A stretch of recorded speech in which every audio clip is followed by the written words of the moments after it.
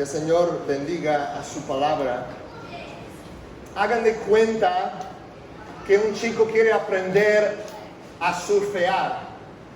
Y su amigo, el amigo de este chico le pregunta, ¿crees que puedes lograrlo? ¿Estás seguro que puedes lograrlo? Y el chico le responde, sí, estoy seguro. Estoy seguro que sí. Sí, lo logro. Pero tal vez unos segundos después de que esas palabras salen de su boca, le empiezan a caer las dudas, ¿no? Y está pensando, creo que puedo hacerlo. Pero a la vez una voz callada susurra, ¿estás seguro? Empiezan a entrar las dudas. Entonces, ¿qué puede hacer ese chico para eliminar sus dudas? ¿Qué sería la cosa más práctica para ya eliminar esas dudas? ¿Qué puede hacer para aumentar su nivel de confianza en su habilidad para surfear? Para poder decir, estoy verdaderamente confiado en que puedo surfear. ¿Qué tiene que hacer? Salir a surfear, ¿verdad? Ve a intentarlo y ya va a poder decir, sí, estoy seguro que lo puedo hacer porque lo acabo de hacer. Bueno, no es exactamente lo mismo, ¿no? Es una ilustración nomás, pero esto nos ayuda a entender el énfasis de Simón Pedro en este pasaje. Pedro quiere ayudar a los creyentes a eliminar sus dudas. Desea ayudarles a poder decir con certeza, estoy seguro que soy salvo. Estoy seguro que pertenezco a Cristo. Estoy seguro que el Dios vivo me ha llamado y que pertenezco a Él. Él quiere eliminar sus dudas en cuanto a esa realidad. Porque tener la habilidad de surfear y estar confiado en esa habilidad son dos cosas distintas. Cualquier deportista sabe eso, ¿no? A veces en voleibol voy para sacarla, ¿no? Y en ese momento, especialmente si es un juego crítico, ¿no? Y estamos así como muy cerca a perder o algo así. Como que psicológicamente, ¿no? Empiezan a entrar dudas en mi corazón. Como yo sé que puedo hacerlo. Lo he practicado 100,000 veces, pero en ese momento tengo que tener cuidado de no pensarlo demasiado, ¿no? De solo hacerlo.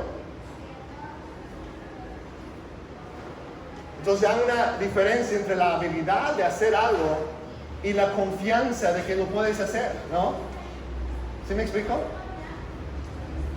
De manera semejante, ser salvo es una cosa y gozar de la certidumbre o de la certeza de tu salvación es otra cosa distinta. Pedro en el Salmo 51 dice, restáurame el gozo de tu salvación.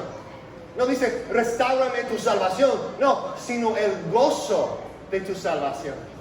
Son dos cosas distintas.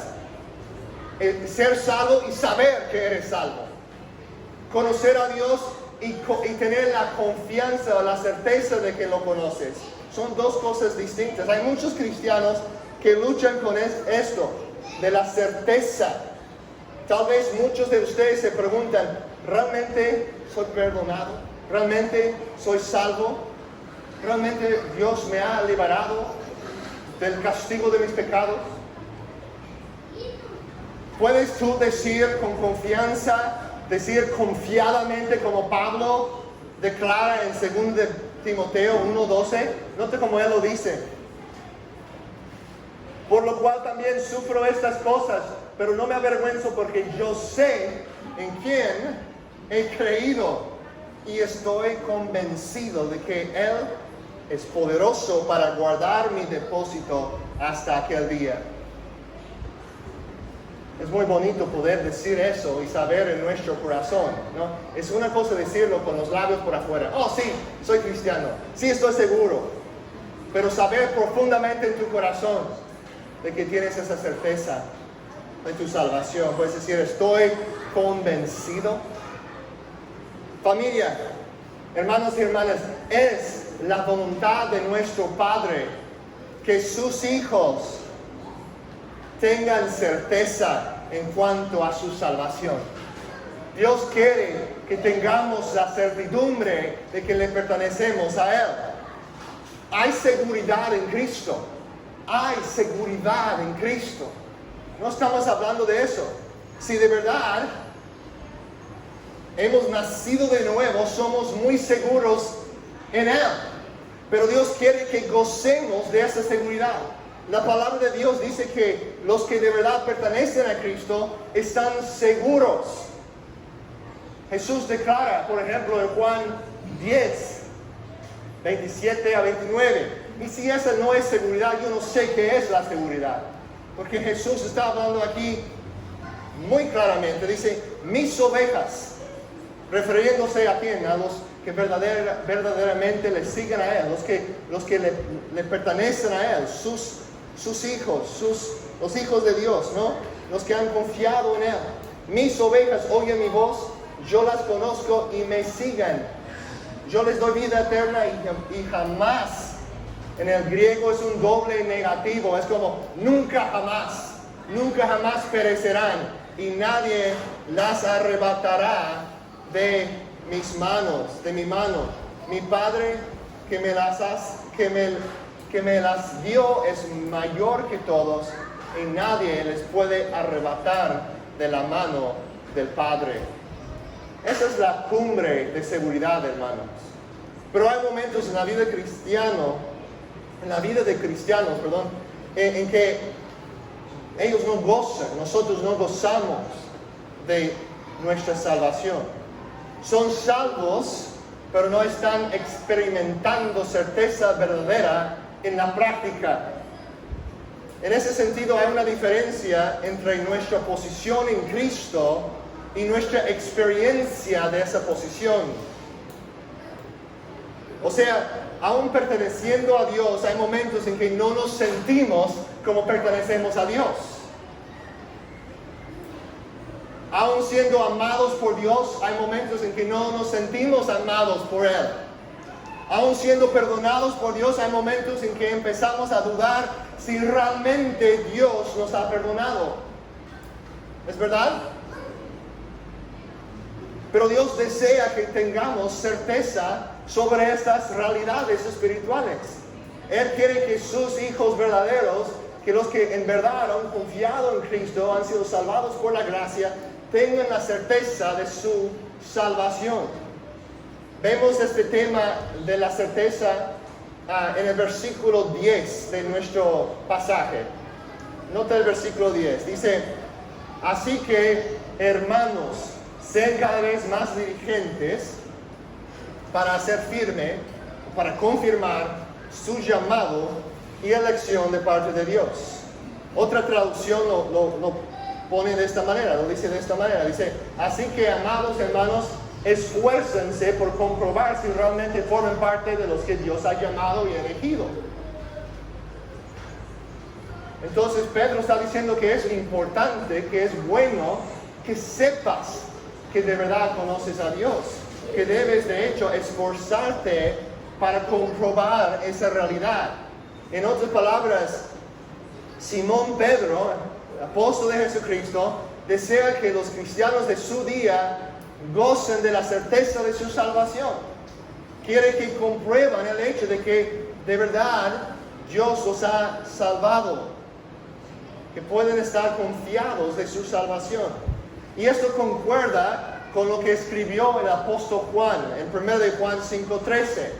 Juan también expresa un deseo muy parecido. Dice, estas cosas les he escrito a ustedes que creen en el nombre del Hijo de Dios para que sepan que tienen vida eterna. Noten eso, dice, no para que tengan vida eterna. Él dice eso en otro lugar, al final de su evangelio. Pero aquí, el propósito de su carta, Juan escribió el evangelio de Juan, ¿recuerdan? ¿Verdad? El 4 evangelio. Y al final dice que su propósito es para que crean que Jesús es el Hijo de Dios. Pero más tarde escribió una carta, varias cartas a las iglesias, y en esta primera carta tienen otro propósito, otro motivo. Que ustedes que ya han creído, sepan que en realidad han creído, sepan que de verdad tienen vida eterna. está hablando aquí no de la salvación en sí, sino la certeza de la salvación. ¿Sí ven la distinción? Un tema es la seguridad de tu salvación, el otro es la certeza de que realmente eres salvo, ¿no? En tu experiencia realmente estás confiado de eso. Y Juan quiere que estos hermanos sepan que tengan vida eterna, que tienen vida eterna, que sepan que tienen vida eterna. Entonces, otra vez, nuestro buen Padre no quiere que andemos viviendo con dudas. Todos luchamos con eso. Es un proceso de crecimiento, pero Él quiere que nosotros crezcamos a tener una confianza más firme, de hacer firme esa realidad de que Dios les ha llamado y que los ha elegido.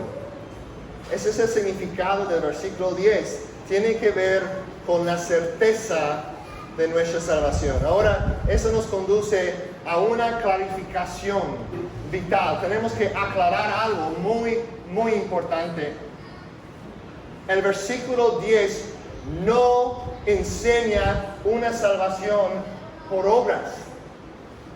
No enseña, cuando dice hacer firme tu llamado y elección, no significa, esa frase hacer firme no significa ganar tu salvación, ganar tu elección y llamado. Hacer firme no significa contribuir a tu llamado y elección. Como que es una salvación a medias, parte de Dios y parte de nosotros. Les pregunto, ¿quién es aquel que llama? ¿Quién es aquel que elige? Dios, esa es la obra de Dios, 100%. En Romanos 8:29 a 30 vemos cómo Dios es aquel que lleva a cabo esa acción. Nosotros no contribuimos a ser llamados, como es mitad y mitad. No, dice aquí, porque Dios a los que de antemano conoció, también los predestinó a ser hechos conforme a la imagen de su Hijo. Ese es el lenguaje de salvación, ser hechos a la imagen de Jesús. Es el propósito de nuestra salvación, ¿verdad? A la imagen de su Hijo, para que Él sea el primogénito entre muchos hermanos. Y a los que Dios, ¿quién predestinó? Dios predestinó, ¿verdad? A los que predestinó, a esos también llamó. A los que llamó, a esos también justificó. Y vamos a hablar de esa palabra justificación, o justificó en un momento, porque es muy importante cuando estamos hablando de esta distinción. A los que también justificó, a los que justificó, a esos también glorificó. Nota, de principio a fin es obra de Dios.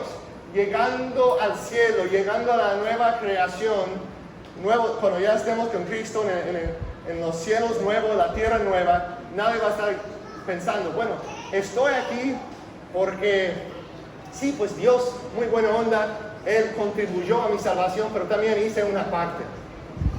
Me llamó, pero no era tan suficiente, tuve que también contribuir a mi justificación.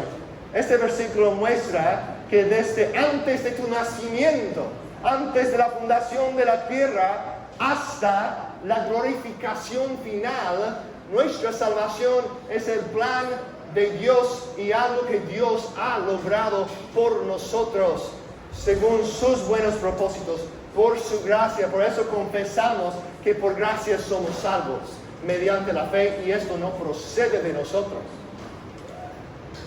Entonces, sí, claro, nosotros tenemos la responsabilidad de confiar, de responder en fe, pero eso no cancela la realidad que enseña la Biblia, que nuestra salvación es por gracia. Es por gracia, 100%, es la obra de Dios. Ahora, nosotros no nos llamamos a nosotros mismos, tampoco nos elegimos a nosotros mismos. Eso es totalmente lo que Dios hace. La salvación de Dios, otra vez, no es una salvación a medias. No es mitad su llamado y mitad nuestros esfuerzos. Somos justificados 100% por la justicia de Cristo. La justificación es cuando Dios, si escuchas esa palabra, dice una palabra grande, cada vez que Natán dice justificación, solo como dejo de poner atención un poquito porque no entiendo esa palabra. Quizás algunos de ustedes están pensando eso, pero si no conoces esa palabra, necesitas aprenderla. Es una palabra importante, es una palabra que entendiéndolo y aplicando la realidad de esa palabra a tu vida, te puede dar más certeza sobre tu salvación. No es una idea teológica que no tiene que ver con la realidad, sino una idea teológica que es muy, muy práctica para nuestra vida espiritual. La teología verdadera, la teología bíblica, afecta nuestra vida. Entonces, ¿qué es la justificación? La justificación es algo que sucede cuando Dios nos declara justos ante sus ojos. Me gusta el ejemplo de un vestimento, ¿no? De que nosotros estamos aquí vestidos en todos los trapos de inmundicia, ¿no? Por nuestro pecado, con vestiduras sucias, contaminadas. Y Jesucristo en la cruz toma toda esa suciedad, todo ese pecado, toda esa contaminación de nuestros pecados. Él lo sufre, lo experimenta en la cruz por nosotros.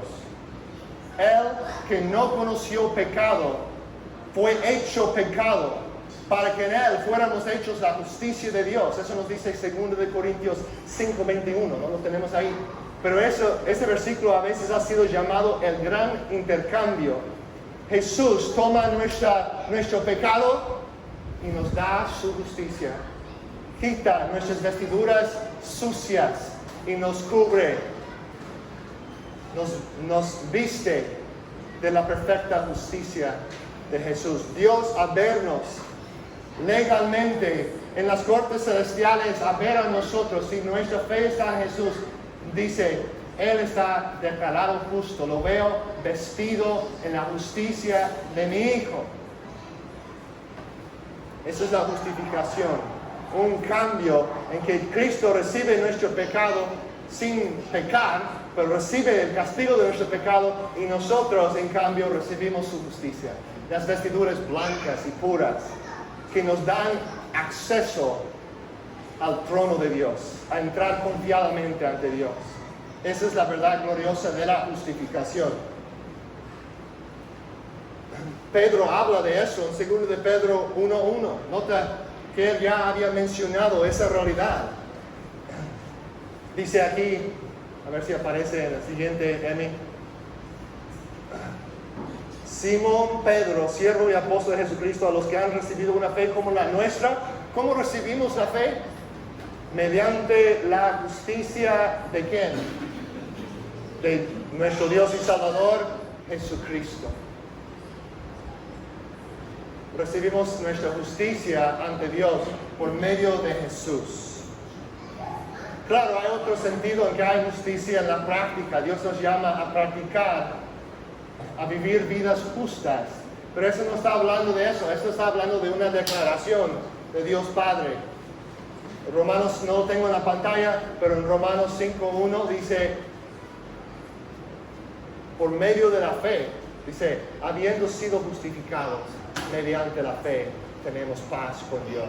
Habiendo sido justificados, mediante la fe, tenemos paz con Dios. Somos justificados por la fe, no por nuestras obras.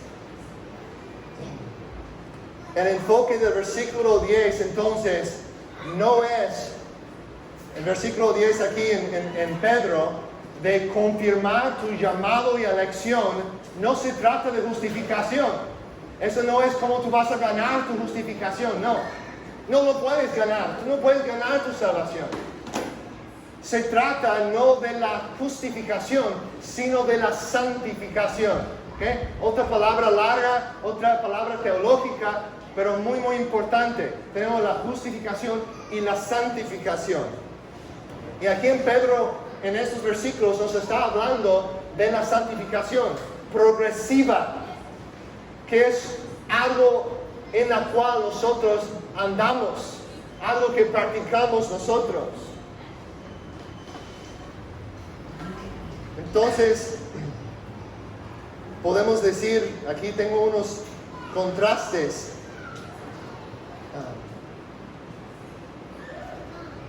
Entre lo que es la justificación, antes de llegar a ese contraste, quiero recordarles de qué estamos hablando. Estamos hablando aquí de qué, de la certeza, ¿no? Cómo tener la certeza espiritual. Dios quiere que tengamos la certeza de nuestra salvación. Si en verdad somos salvos, Dios quiere que tengamos certeza, no cerveza, certeza.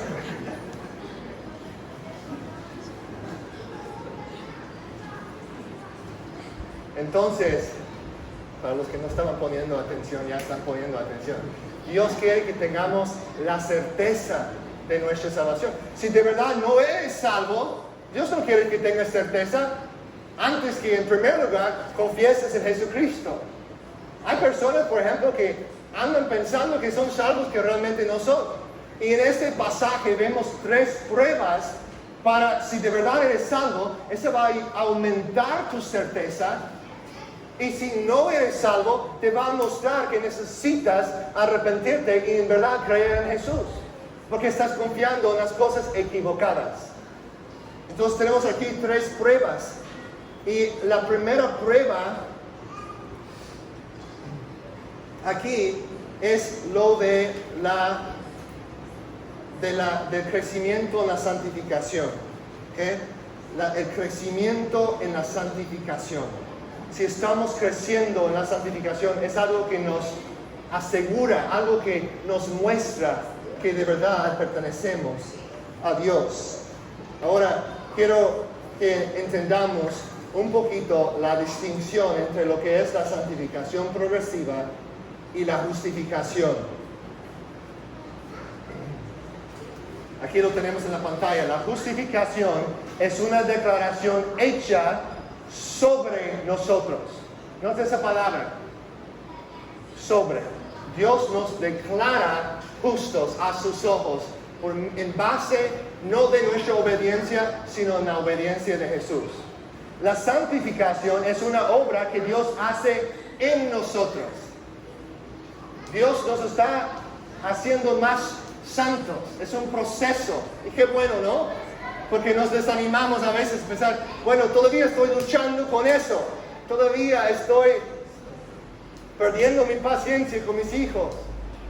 Todavía estoy luchando con esa adicción. Todavía estoy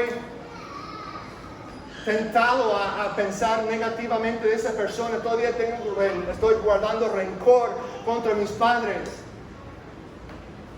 Estoy luchando con eso, lo confieso y pido perdón. Y luego entra otra vez. La santificación es un proceso, así que ánimo. Es una batalla. No sucede todo de la vez. La justificación es de una vez para siempre. Somos justificados. Es algo que Dios hace. Pero la santificación es un proceso en la vida cristiana. También vemos en la siguiente diapositiva que nosotros hemos sido justificados. Si tu fe está en Jesús, ya estás confiando en su sacrificio, tú puedes decir, yo sé que he sido justificado. Justificado eres por medio de la fe. No puedes contribuir a tu justificación, es obra de Dios. Pero estamos siendo santificados. Hemos sido justificados, es el pasado, pero estamos siendo santificados. Es un proceso. Y podríamos agregar otro que no está en la pantalla, que es un día seremos glorificados. Somos pasivos en la justificación, pero activos en la santificación. ¿Qué quiere decir eso? En la santificación Dios lo declara y es una realidad. Para los que son sus hijos nos declara justos. No es Dios junto con nosotros.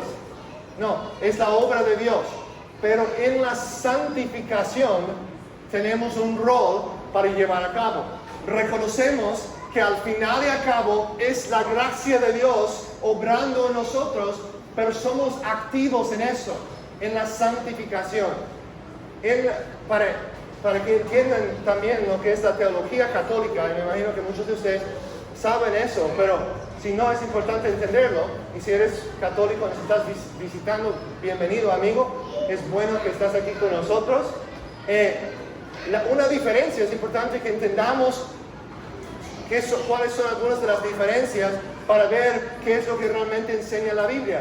En la Iglesia Católica realmente hay una confusión, en mis palabras, ellos no dirían eso, pero una confusión, o ellos dirían una mezcla entre la justificación y la santificación. Que Dios nos declara justos en base de nuestra vida cristiana, comenzando con nuestro bautismo, cuando limpia nuestra vestidura, ya tenemos la justicia de Cristo, pero tenemos que seguir contribuyendo a eso para alcanzar al cielo. Yo no estoy inventando cosas, trato de leer los católicos para entender lo que realmente ellos piensan, no hacer como una mentira o una exageración. Pero estuve leyendo un blog católico esta semana donde precisamente el sacerdote estaba diciendo eso, ¿no? Que sí, Dios nos declara justos, nos da su justicia, pero tenemos que crecer dentro de eso y tenemos que seguir manteniéndolo. Pero una diferencia entre lo que pienso es la teología bíblica es que existen dos conceptos, justificación y santificación. En la justificación somos pasivos, lo recibimos. Nuestra única responsabilidad es recibirlo por la fe. Pero en la santificación somos activos, estamos participando. Quiero enseñarles un versículo que enseña eso. Si dices, Natán, me tienes confundido, o Natán, pienso que estás enseñando algo mal, noto lo que dice aquí en Filipenses 2:12. Así que, amados míos, tal como siempre han obedecido, no solo en mi presencia, sino ahora mucho más en mi ausencia, ocúpanse en su salvación, o llevan a cabo su salvación. Ahora, un amigo católico, o tal vez un mormón o un testigo de Jehová, te van a decir, mira, aquí mismo la Biblia dice que tú tienes que llevar a cabo tu salvación. No es por fe solamente, no es por gracia solamente, también tienes que contribuir. Pero aquí en el contexto podemos ver que cuando dice salvación, no se refiere a la justificación, lo que Dios declara, sino a la santificación, lo que Dios está obrando en nosotros. Es un proceso, porque nota que dice, pues Dios es quien produce, ¿dónde? En ustedes, tanto el querer como el hacer, para que se cumpla su buena voluntad. Este versículo no está hablando de la justificación, sino de la santificación. Tenemos un papel para llevar a cabo. Dios nos declara justos, somos nacidos de nuevo por medio de la fe, pero en la santificación es la gracia de Dios obrando en nosotros. Dios es el productor y nosotros somos los actores, ¿verdad? Dirigidos por su Espíritu Santo. Y muchos de los errores existen en la iglesia porque enfatizan tanto la justificación y no hablan de la santificación, o mezclan las dos, o a veces hablan de pura santificación y no recuerdan la justificación. Pero la Biblia enseña los dos.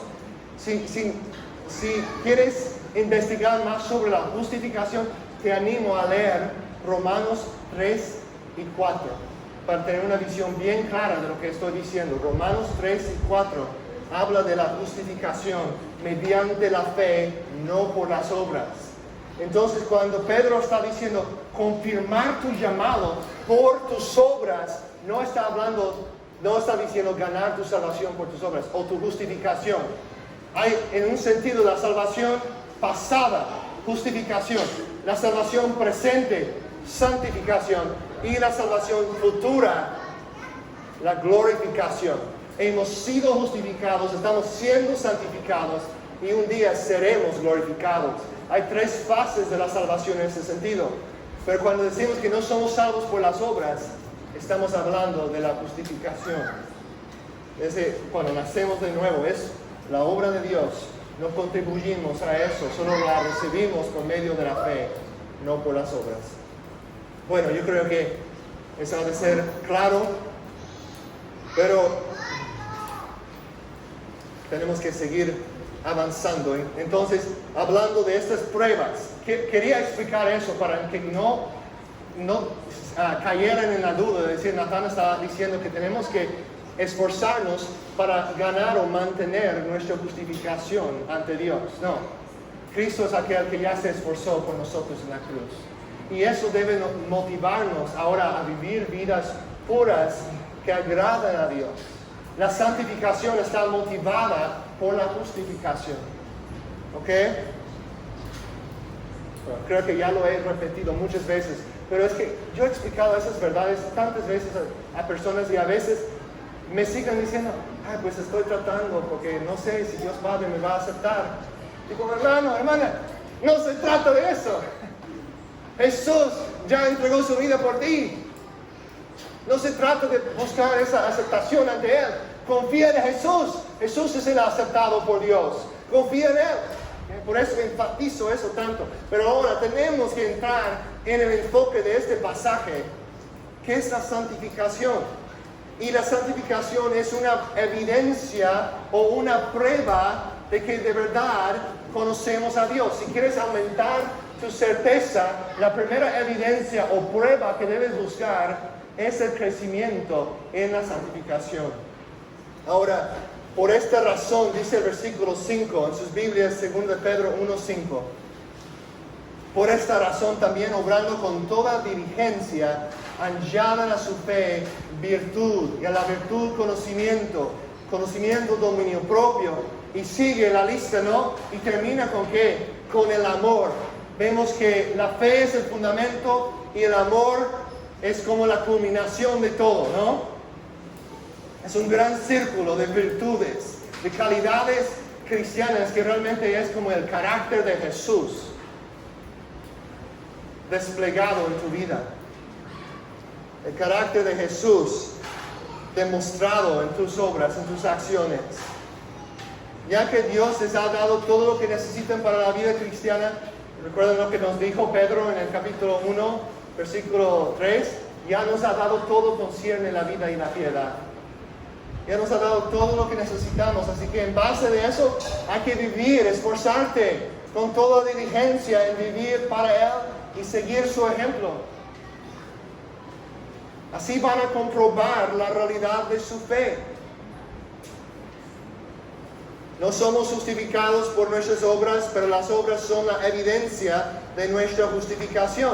¿Quieres saber si de verdad has creído en Cristo? La Biblia nunca te señala hacia un momento cuando tú repetiste la oración del pecador. A lo mejor te ofendo por decir eso, pero no lo vas a hallar. No lo vas a encontrar en la palabra. Nunca vas a ver donde Pedro o Juan dicen, si de verdad quieres saber si eres cristiano, si de verdad quieres confirmar tu salvación, solo recuerda aquella vez cuando tenías 5 años que repetiste una oración en tu escuela dominical y dijiste, Dios, perdóname por mis pecados, hoy te recibo como mi Salvador. Puede ser que Dios usó eso, que ese fue el momento en que de verdad confiaste en Jesús, pero la Biblia nunca nos señala. Yo sé que ese choque con lo que algunos de ustedes han sido enseñados, pero la Biblia no nos señala hacia ese momento de repetir una oración para comprobar la realidad de nuestra fe. Aquí el apóstol Pedro nos señala hacia el crecimiento espiritual en nuestras vidas. Porque hay un montón de gente que han llegado a eventos evangelísticos y acercaron, ¿no? Y dijeron, sí, levanto la mano, voy a orar y pedir que Jesús entre en mi corazón. Y luego, mucha de esa gente, ¿qué les pasa luego? Salen y nunca regresan a la iglesia. Y algunos dicen, bueno, recibieron a Cristo y luego perdieron la salvación. Otros dicen, pues es que solamente están un poquito en rebeldía, pero como repitieron la oración, quizás un día van a regresar a Cristo. Yo digo, esas personas jamás de verdad conocieron a Cristo. Jesús mismo lo dice, ¿no? En Mateo 7 creo que es, y no lo tengo en la pantalla, perdón. Pero recuerden que algunas personas dicen, en aquel día, Jesús dice, en aquel día, en el día del juicio, muchos vendrán y dirán, Señor, Señor. ¿Recuerden eso? Señor, Señor, echamos fuera demonios en tu nombre. Hicimos milagros en tu nombre. ¿Qué les dice Jesús? Apártense de mí, obreros de iniquidad, porque pues antes les conocí, pero luego perdieron su salvación. No les dice eso.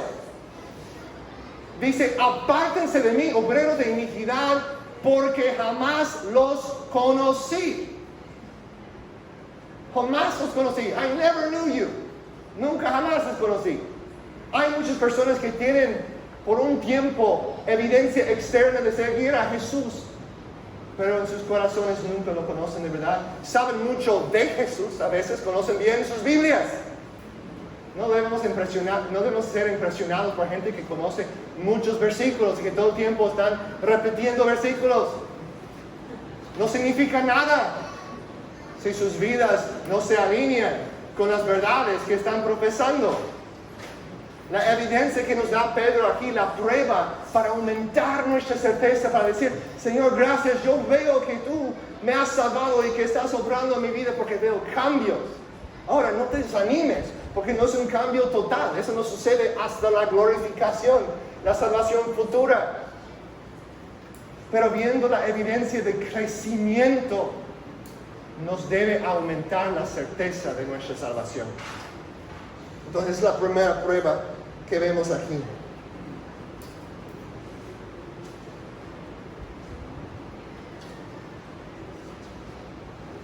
Primero de Juan 3, 18 a 19.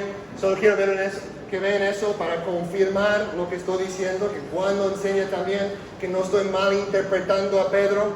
Dice, hijos, no amemos de palabra ni de lengua, sino de hecho y en verdad.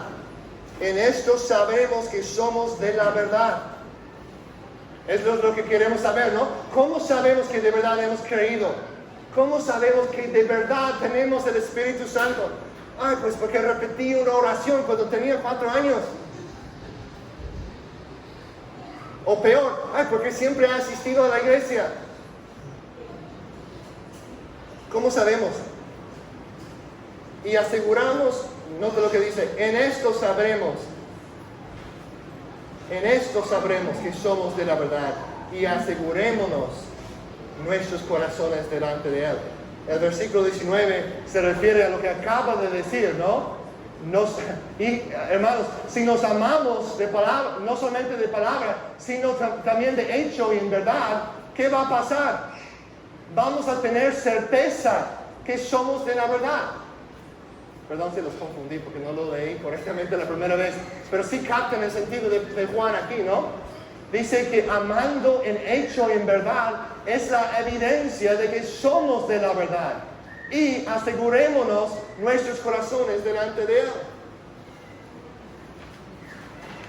El crecimiento de nuestra vida, el crecimiento en estas virtudes que menciona Pedro, crecimiento en el amor de Dios, en la fraternidad con nuestros hermanos y hermanas, es una prueba que debe fortalecer nuestra certeza, nuestra certidumbre. ¿Cuáles otras pruebas nos da Pedro? Aquí vemos la segunda, en los versículos de 9 a 10. La segunda prueba. La segunda prueba es nuestra respuesta ante las advertencias de Dios. Hay algunos que no saben qué hacer con tantas advertencias en la Biblia. Dicen, Dios es Dios de amor, Dios es bueno, Él quiere darnos certeza. ¿Por qué tantas advertencias? Pues las advertencias sirven como una prueba. Sirven como una prueba para demostrar en qué lado estamos. No llegamos a ser cristianos por responder correctamente a la prueba, sino responder correctamente a la prueba. Responder correctamente a la advertencia demuestra que ya somos cristianos. Les doy un ejemplo. Hace unas semanas estuve manejando por la autopista nueva que va a conectar con Oaxaca, ¿no? Que va hacia Colotepec. Y vi un letrero un poquito como este aquí que tenemos en la pantalla. A ver si está el letrero ahí. Sí, dice, peligro, caída de vehículos. No decía eso exacto, pero algo parecido, ¿no? Y tenía un letrero así, donde hay una donde van a construir un puente, ¿no? Pero el puente todavía no está ahí, ¿no? No sería bueno seguir manejando. De hecho, vi un coche ahí abajo que pareció no en buena condición, como las personas tristemente probablemente no sobrevivieron. Si estaban adentro, no sobrevivieron la caída. Peligro, caídas de vehículo. Ahora, la persona que ve ese letrero y hace caso, no llega a ser una persona sabia en ese momento por tomar esa acción, sino por tomar esa acción de hacer caso a la advertencia, demuestra que ya era una persona sabia. No, en otras palabras, no forma el carácter de la persona, sino demuestra el carácter de la persona. ¿Sí ven la distinción? La persona que no hace caso y sigue manejando, ¿no? Por cometer esa acción, demuestra que ya tenía un carácter necio, que ya era una persona necia. Ahora podemos ver la realidad de lo que antes no se podía ver por la advertencia, por cómo respondieron dos personas a la misma advertencia.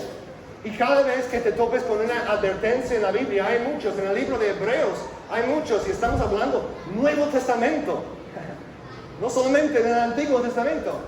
Pero cuando te topes con una advertencia, si de verdad conoces a Dios, respondes a la advertencia diciendo, yo no quiero andar por ese camino, precisamente porque ya perteneces a Cristo.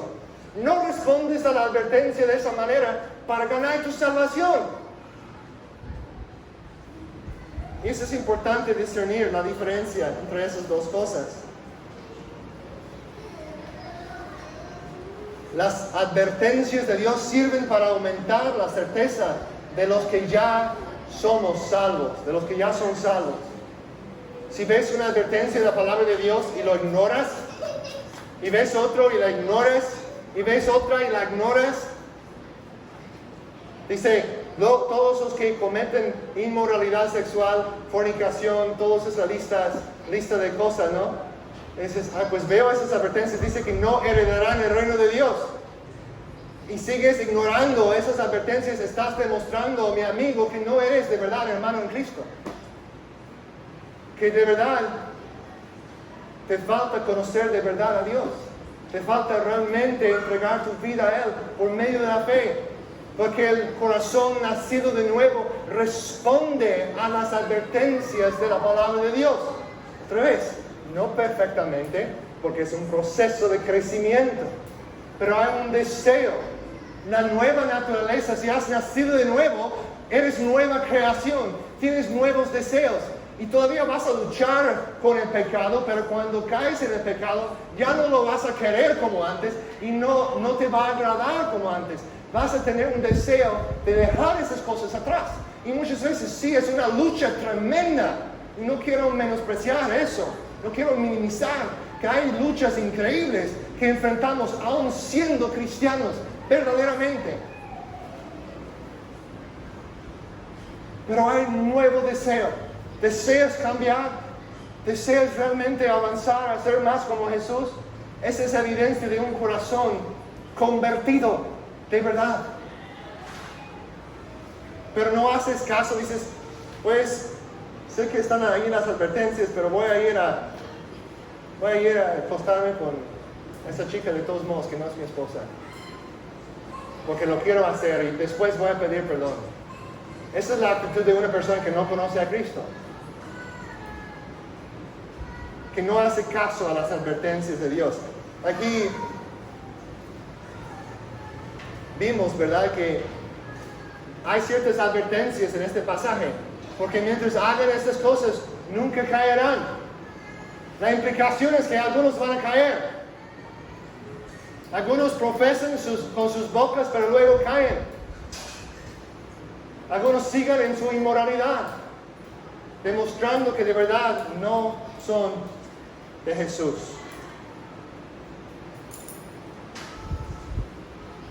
Bueno, ¿cuáles otras pruebas? Tenemos una más. Siguen conmigo para una prueba más o una evidencia más que nos da Pedro en este pasaje para ayudarnos a confirmar nuestro llamado y elección. No sé qué pasó. Hermano David, ¿podrías ayudarnos?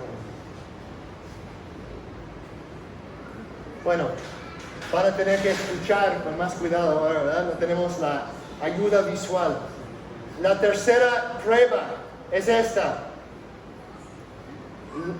La tercera prueba es la fuente. ¿Qué es la fuente de nuestra motivación para servir a Dios? Y quiero llamar su atención al versículo 9 de 2 de Pedro 1. Versículo 9. Noten lo que dice ahí. Porque el que carece de estas virtudes es ciego o corto de vista, habiendo olvidado la purificación de sus pecados pasados. Noten que hay una causa y un efecto en este versículo. ¿Sí usan esas palabras en español? Causa y efecto. ¿Sí? ¿Qué es el efecto aquí? O el resultado. En la primera parte del versículo dice que el efecto es esto: ser ciego y corto de vista. ¿Qué es la causa? Nos dice el final del versículo que es la causa. Habiendo olvidado la purificación de sus pecados pasados. ¿Qué quiere decir eso? Una persona que no tiene el Evangelio como su motivación principal es en peligro de naufragar su fe. Está en peligro de naufragar su fe. De arruinar su fe, de demostrar que todo el tiempo tenía una fe vacía. Como Santiago dice, una fe muerta. Olvidar que Dios os ha perdonado, a olvidar el sacrificio de Jesús, en otras palabras, conduce a la apatía espiritual, conduce a la ceguera espiritual, conduce a volver al mundo, a volver atrás. Entonces, eso nos habla de la importancia de nuestra motivación. ¿Por qué quieres seguir a Dios? ¿Por qué quieres honrarle? ¿Por qué quieres comprobar que de verdad eres salvo? ¿Qué es tu motivo por estar aquí esta mañana? El corazón que es motivado principalmente por miedo, por temor, está en peligro. El corazón que está motivado por impresionar a otras personas, por mantener la apariencia de espiritualidad, está en peligro.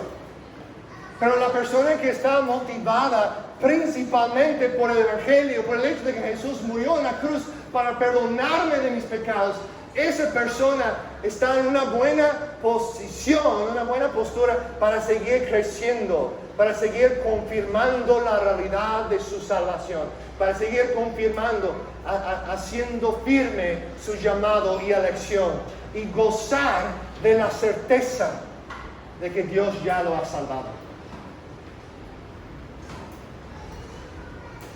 Así que, ¿qué es lo que te motiva a obedecer la palabra de Dios? La relación aquí es todo. Porque los que de verdad no conocen a Cristo no gozan de la misma relación. Esta mañana mi hijo Gideon estaba chupando sus dedos. No sé si han visto que tiene ese hábito de chupar los dedos. Y estamos tratando de ayudarle a dejar atrás ese mal hábito, ¿no? Entonces, y sus otros hermanos saben eso, así que uno de sus hermanos esta mañana, Gideon estaba sentado en el sofá chupando sus dedos, y uno de sus hermanos dijo, no chupes tus dedos, Gideon. Y Gideon no le hizo caso, y luego el hermano le agarró su mano y la arrancó, ¿no? No chupes tus dedos. Y lo tuvo que hacer a la fuerza. ¿Y qué pasó cuando su hermano se fue? ¿Qué piensan que hizo Gideon otra vez? Otra vez sus dedos, chupándolos. Pero en ese momento le dije, Gideon, no chupes tus dedos. ¿Y saben qué hizo?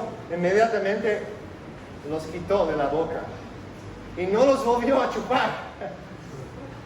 ¿Qué fue la diferencia? No es una ilustración perfecta, pero ¿qué fue la diferencia entre esas dos interacciones? La diferencia era la relación. La relación. Cuando digo relación me refiero a relación entre hermanos, es diferente entre relación de hijo a papá, ¿no? Y los que de verdad tienen una relación con Dios como Padre, tienen una nueva motivación basada en esa relación. Y van a demostrarlo. Y van a demostrar la realidad de esa nueva relación con Dios por medio de sus vidas de amor, por medio de su servicio, por medio de su dominio propio, por medio de crecer, de agregar a su fe todas esas cosas, conocimiento, virtud, fraternidad. Van a estar creciendo en esas cosas. Va a ser una lucha, sí, pero va a haber crecimiento, porque la relación ha cambiado.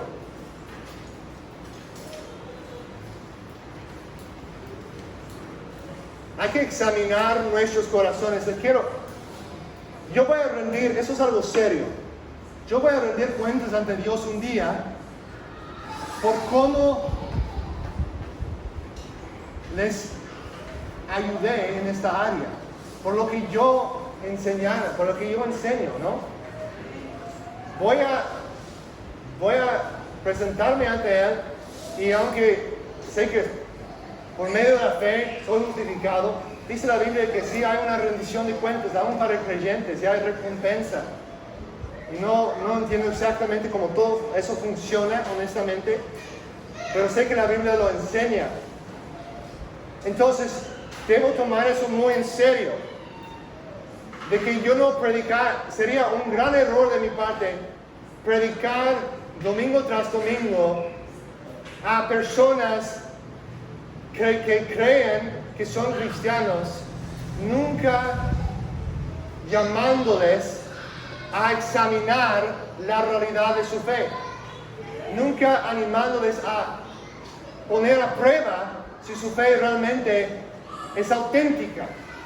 Y en 2 de Corintios 13:5, Pablo dice eso. Dice, pónganse a prueba para ver si están en la fe. Pónganse a prueba para ver si están en la fe. Hermanos, pónganse a prueba. ¿Cómo puedes hacer eso? Examinando las 3 pruebas que vimos aquí. No con la meta que salgas con miedo, o con temor, o con incertidumbre, sino con la meta que salgas con más certeza de que de verdad conoces a Dios. Pero si después de ponerte a prueba no gozas de esa certeza, es una indicación de que posiblemente nunca has conocido personalmente a Dios y solo has conocido sobre Él, pero no conoces a Él como tu Señor y Salvador personal. Y en ese caso, si tú estás experimentando esa convicción del Espíritu Santo, no veo la evidencia de esas cosas. Mi motivación está totalmente mal. Estoy aquí para impresionar a la gente, para caer bien con mi pareja o mis padres. Estoy aquí porque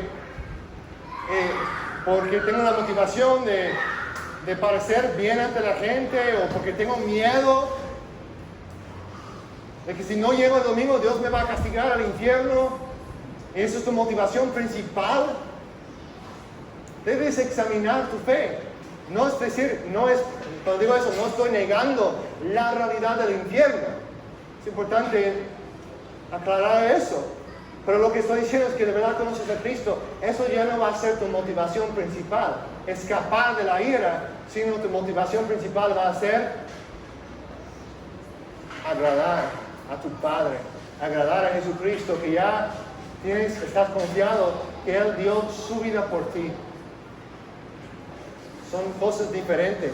Entonces, si tú ves ante estas pruebas yo no puedo tener certeza, así que hoy mismo arrepiéntete, pon tu fe en Cristo de verdad, arrepiéntete de esas malas motivaciones, de una vida que solo es de labios por afuera, y confía en Cristo. La solución es empezar a ir por el Evangelio, confiar en Cristo. Pónganse a prueba. El verdadero creyente es motivado por el Evangelio para trabajar hacia la certeza de su salvación. Queremos agradar a nuestro Padre. Ahora, para los que están animados por este mensaje, dicen, sí, veo la evidencia de Dios en mi vida. Sí es una lucha, pero estoy creciendo. Hay un nuevo deseo en mí, todavía estoy luchando mucho con eso, pero tengo el deseo de cambiar. Quiero tomar unos pasos adelante, a veces me siento como me está jalando atrás, pero hay un poder en mí también que me motiva a seguir adelante. Y ahora tengo más certeza porque veo que es la evidencia del Espíritu Santo en mi vida. Para ustedes les animo a estudiar estos versículos de 5 a 8, ¿no? Que hablan de las virtudes en esta semana y preguntar cuáles de estas virtudes quiero agregar esta semana a mi vida. O quizás de estas virtudes mencionadas, amor, fraternidad, dominio propio, conocimiento, ¿en cuál área necesito más crecer? Espíritu Santo, enséñame, revela en mi corazón donde necesito crecer, porque quiero seguir agregando esas cosas a mi fe. Quiero confirmar la realidad de mi llamado y mi elección, para que pueda gozarme en la salvación, no que depende de mí, sino que depende de la obra de Jesús, que Él hizo por mí. Quiero demostrar eso con mi vida. Y luego ver los primeros 4 versículos de 2 de Pedro. Es su tarea de aplicación. Regresar a los primeros 4 versículos. Y ver toda la gracia de Dios que Él nos ha concedido. ¿Cuáles de esas verdades necesitas recordar específicamente para seguir motivado en tu crecimiento en estas virtudes?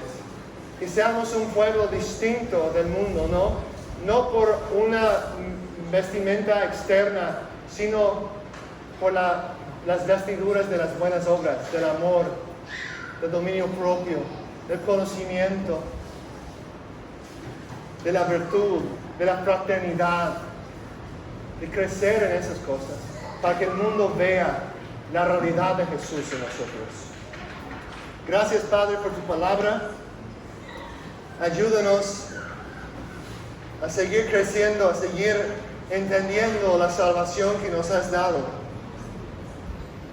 para que podamos gozar de una certeza que nos guarda contra las falsas enseñanzas y los falsos maestros y los engaños del enemigo, que podamos crecer en ese sentido de seguridad, en ese sentido de certidumbre, esa garantía de que de verdad pertenecemos a ti. Gracias que nos das todo lo que necesitamos para eso, Señor. Gracias, en el nombre de Jesús. Amén.